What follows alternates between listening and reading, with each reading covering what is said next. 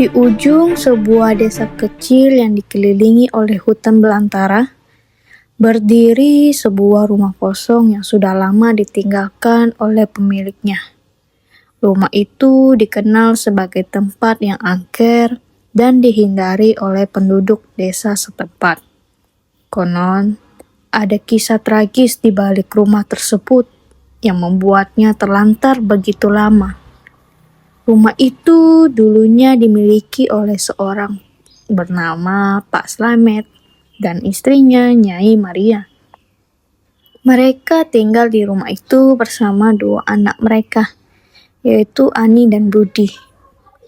Namun, kehidupan mereka berubah drastis ketika Nyai Maria meninggal secara misterius dalam kecelakaan yang tidak dapat dijelaskan di hutan belakang rumah mereka. Setelah kepergian Nyai Maria, rumah itu menjadi sunyi dan terbengkalai. Tetangga-tetangga di desa mengatakan bahwa mereka sering mendengar suara-suara aneh yang berasal dari dalam rumah pada malam hari. Ada yang mengaku melihat bayangan-bayangan yang melayang di jendela-jendela yang tertutup rapat. Beberapa tahun kemudian, seorang mahasiswa bernama Rizky yang sedang melakukan penelitian tentang sejarah desa datang ke desa tersebut.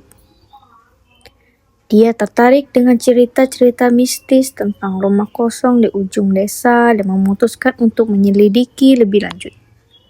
Suatu malam, Rizky memutuskan untuk memasuki rumah kosong tersebut, meskipun semua orang di desa menasihatinya untuk tidak melakukannya. Dengan penuh keberanian, dia membawa peralatan penelitian dan sebuah senter ke dalam rumah yang gelap gulita itu. Saat memasuki ruang tamu yang berdebu, Rizky merasa sesuatu yang aneh di udara. Udara terasa dingin dan atmosfer rumah itu terasa terbebani oleh keheningan yang menggantung di udara. Dia melangkah perlahan-lahan mengelilingi ruangan yang dulunya penuh dengan kehidupan. Tiba-tiba, Rizky mendengar suara langkah kaki yang samar dari lantai atas. Langkah itu tidak beraturan dan terdengar seperti orang yang tidak berada dalam kondisi yang baik. Rizky kemudian menghentikan langkahnya, mendengarkan dengan hati-hati. Namun, segera setelah suara itu muncul, senter yang dibawanya tiba-tiba padam dengan sendiri. Rizky mengerutkan kening, mencoba menyalakannya kembali dengan menggoyangkan senter. Tetapi, senter itu tidak mau menyala lagi. Rizky merasa semakin terisolasi di dalam kegelapan. Dia mencoba untuk mempertahankan ketenangannya, mengingatkan dirinya sendiri bahwa dia hanya di rumah kosong dan tidak ada yang bisa menyakiti dirinya. Namun, keadaan semakin mencengkam saat dia mendengar suara aneh yang seperti bisikan di telinganya.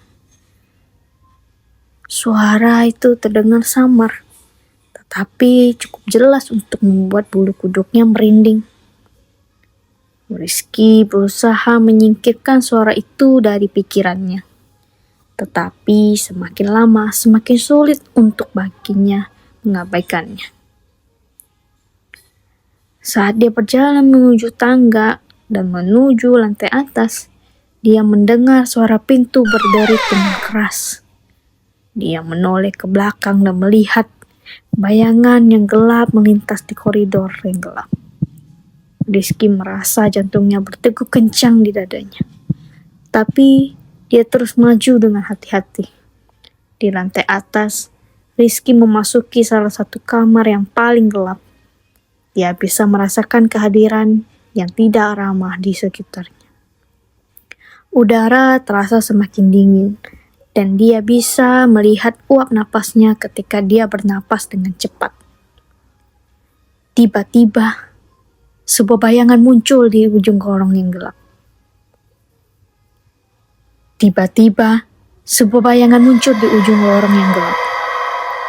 Itu adalah sosok wanita dengan rambut panjang dan gaun putih yang lusuh.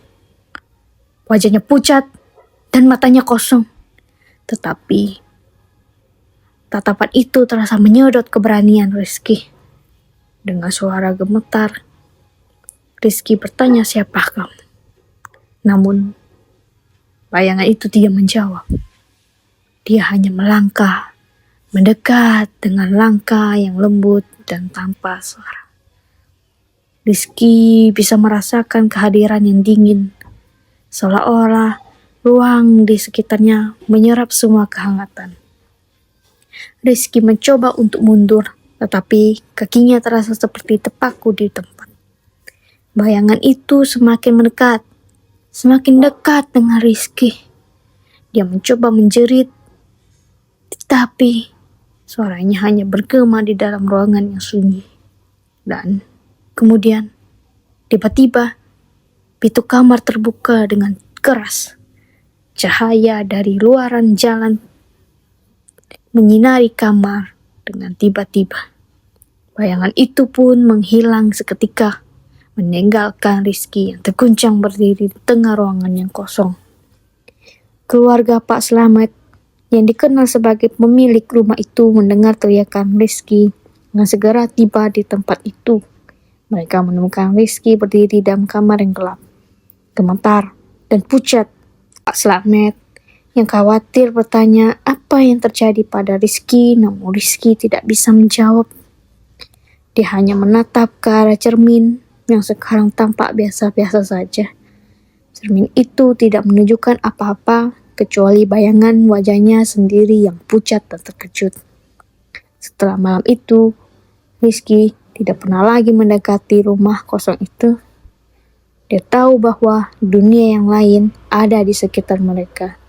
Dan kadang-kadang dunia itu bisa bersinggungan dengan dunia mereka. Tapi cerita tentang rumah kosong di ujung jalan desa tetap hidup di antara penduduk desa itu.